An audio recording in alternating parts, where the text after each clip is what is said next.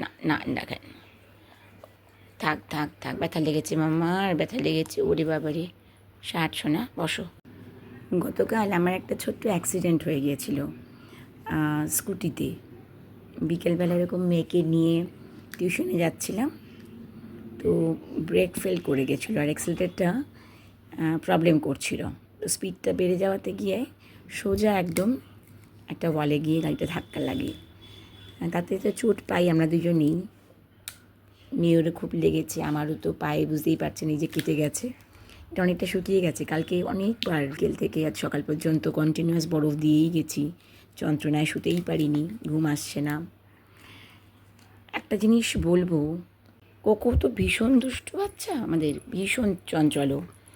তো সারাদিন সকাল থেকে উঠে দৌড়াদৌড়ি, সারাক্ষণ ও দৌড়াদৌড়ি করতে থাকি। কিন্তু আজকে মানে সকাল থেকে দেখছি, কালকে থেকেই আমরা খেয়াল করেছি, ও যখন দেখেছে যে আমার পায়ে এরকম রক্ত বেরিয়েছে, দিদি ভাইয়ের এরকম লেগেছে, তারপর থেকে একদম চুপ করে আছে। বারবার আমার কাছে আসছে, আমার হাতটাতে যাচ্ছে, মানে আমার যে ব্যথা লেগেছে সেটা ও বুঝতে পেরেছে আর আমাকে এরকম করে কনসোল করছে আর কি, যে হাতের এখানটা চাটছে, পায়ে পায়ে যাচ্ছে। কী করবে বুঝতে পারছে না। আর দেখছিল যে মাম্মা কাঁদছে, আমি এত যন্ত্রণা সহ্য করতে পারছিলাম না, এত জোর মানে ব্যথা পেয়েছি, পাটা পুরো ফুলে গেছিলো। আর বারবার করে ঘোরাফেরা করছে আর কিছুক্ষণ অন্তর অন্তর আমার পাশে এসে বসছে। তা মলম লাগিয়েছিলাম, মলমটা ভুল করে সোফার উপরেই রেখে দিয়েছিলাম যে থাক, পরে তুলে রাখবো। এমনি দিনে হলে কিন্তু ও মলমের বাক্সটা খুলে মলমটা চিবিয়ে ফেলে, বাক্সটা ছিঁড়ে ফেলে। কিন্তু কালকে আমি দেখলাম হঠাৎ করে আমি যখন শুয়ে পড়েছি, তারপরে ওর কী জানি মনে হয়েছে, ও শুয়ে পড়েছিল কিন্তু ও গিয়ে সোফার ওপর থেকে মলমটা দৌড়ে নিয়ে আসলো আমার কাছে। তারপর বললাম যে এখন তো আমি আর লাগাবো না কোকো, থাক কালকে সকালে লাগাবো।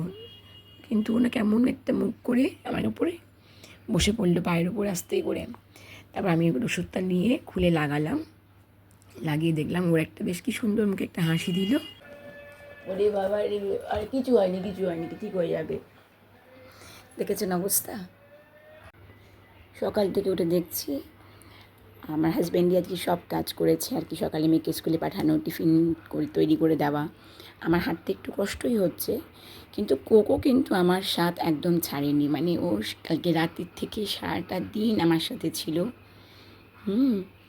মানে কী জানি ওরা এত ফিল করতে পারে, আমি শুনতাম অনেকের মুখে যে না কিছু হয়নি বাবা, ঠিক হয়ে যাবে, ঠিক হয়ে যাবে, মাম্মা ব্যথা ঠিক হয়ে যাবে। কিছুতেই আমার সাথ ছাড়ছে না, আমি বাথরুমে যাচ্ছি সেখানেও আমার সঙ্গে আস্তে আস্তে আস্তে করে যাবে সে। দেখে মনে হচ্ছে কাঁটাটা খুবই ছোট আর কি, মানে অল্প একটু লেগেছে আমার, কিন্তু প্রচুর রক্ত বেরিয়েছে। আর এই যে একদম যে বোনটা রয়েছে ঠিক এটার ওপরেই ব্যথাটা লেগেছে বলে না, এই জায়গাটা কালকে পুরো নীল হয়ে গিয়েছিল একেবারে, আর এখানে হাঁটুর এখানটা ফুলে গেছিলো। তো এখন অনেকটাই ভালো লাগছে, হাঁটতেও পাচ্ছি। ওকে ঠিক এইভাবেই বসতে হবে, হ্যাঁ, আমার পায়ের উপরে হাতটা রেখে ও বসে থাকবে। ওর মনে হচ্ছে বোধহয় এরকম করে রাখলে মায়ের ভালো লাগছে, আরাম লাগছে, কিছুতেই এখান থেকে সরবে না একটা পাও। ওর বাবা ওকে ডাকছে, দিদিয়া ওকে বালিন ডেকেছে, বলে আয় কোকো আয় আমার সাথে খেলবি, কিন্তু না, কালকে ও সারাটা দিন মানে বিকেলের পর থেকে না কোনো লাফাঝাপি করেছে, না খেলাধুলো করেছে, কন্টিনিউয়াস আমার সাথে ঠিক এইভাবেই চুপচাপ বসেছিল।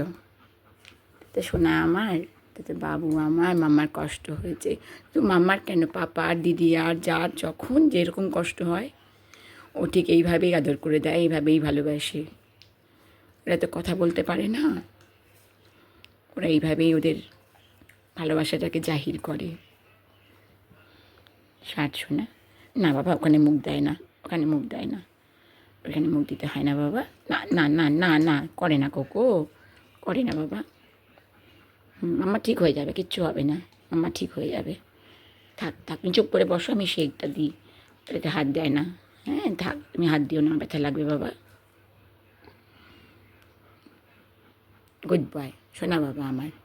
হ্যাঁ, সবাইকে বলো, ভিউয়ার্সদেরকে বলে দাও, সবাই তোমরা আমার মায়ের জন্য প্রে করো, যাতে আমার মা খুব তাড়াতাড়ি সুস্থ হয়ে যায়।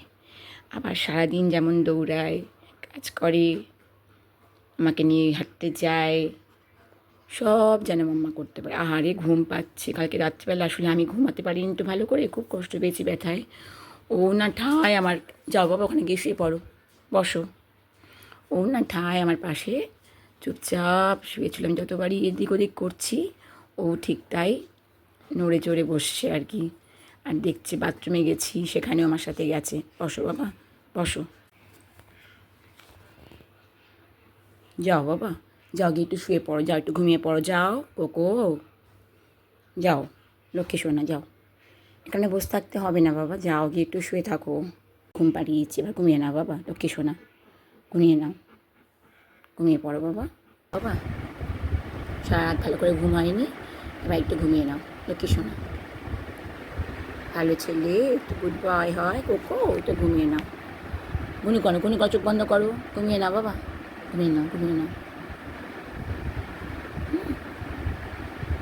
এত করে বলার পরে তারপরে এতক্ষণে গিয়ে সে শুয়েছে একটু। শুয়ে পড়ো বাবা, গুনু করো, গুনু করো। ওরা বোধহয় এরকমই হয়। আবারও বলবো, এত ভালোবাসা শুধু একমাত্র ওরাই দিতে পারে। ভালো থাকবেন সকলে।